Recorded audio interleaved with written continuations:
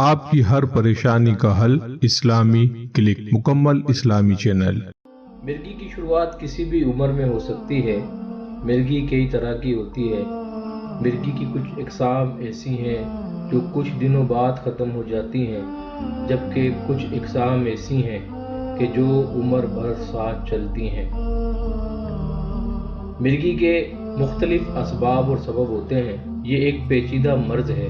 مرگی دنیا کی سب سے زیادہ عام سنگین اعصابی کیفیات میں سے ایک ہے۔ ایک سروے کے مطابق برطانیہ میں تقریباً 6 لاکھ افراد مرگی سے متاثر ہیں، اور اسی طرح دیگر ممالک کے اندر بھی یہ مرض عام ہے۔ ہم کہہ سکتے ہیں کہ یہ ایک ایسا مرض ہے جو دنیا کے طول و عرض کے اندر پھیلا ہوا ہے۔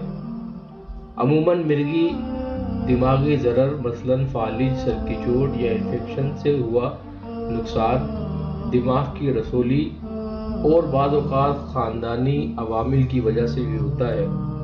ایسے شخص کو شدید قسم کے دورے پڑتے ہیں۔ انسان پر ایک ایسی کیفیت طاری ہو جاتی ہے کہ انسان کسی بھی جگہ پر دورہ پڑنے کی صورت میں گر جاتا ہے۔ اپنے ارد گرد کا اس کو ہوش نہیں رہتا، نہ ہی کسی اچھی بری جگہ کی تمیز باقی رہتی ہے۔ بعض اوقات ہاتھ پاؤں مڑ جاتے ہیں، چہرے سے جھاگ اور رال نکلنے لگتی ہے، اور دیکھنے والے پر ایک خوف کی کیفیت طاری ہو جاتی ہے۔ اگر اللہ تبارک و تعالیٰ اس مرض سے ہر ایک کو اپنی پناہ میں رکھے، یہ ایک ایسا موذی مرض ہے جو کسی کو لگ جائے تو پھر اس کی جان مشکل ہی سے چھٹتی ہے۔ آج مرگی کے مرض میں اگر کوئی بھی مبتلا ہو اور اس کا علاج کروا کر عاجز آ گیا ہو، تو ایسے افراد کے لیے آج ایک کلام مجید فرقان حمید سے نہایت مجرب اور سہل وظائف اور عمل لے کر حاضر ہوئے ہیں۔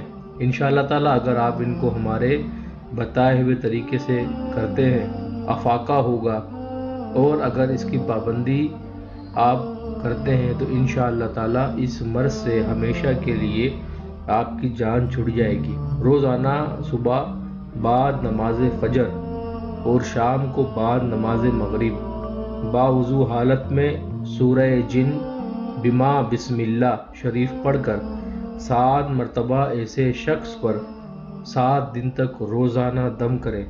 انشاءاللہ تعالیٰ اس عمل سے مرگی کے دورے پڑنا ہمیشہ کے لیے بند ہو جائیں گے، اور مرگی والا شخص بالکل صحت یاب ہو جائے گا۔ اسی مرض کے لیے ایک اور وظیفہ، باوضو حالت میں 7 مرتبہ سورہ مریم پڑھ کر نمک پر دم کر لیں، اور اسے اس طریقے سے بیمار کو استعمال کروائیں کہ ہر روز کھانے سے پہلے اور بعد، اور سونے سے پہلے اور جاگنے کے بعد، گویا روزانہ 6 مرتبہ یہ تھوڑا تھوڑا نمک آپ نے مریض کو کھلانا ہے۔ اگر مرض میں افاقہ ہوتا دکھائی دے تو پھر بھی نمک کا استعمال 3 ماہ تک جاری رکھنا ہے۔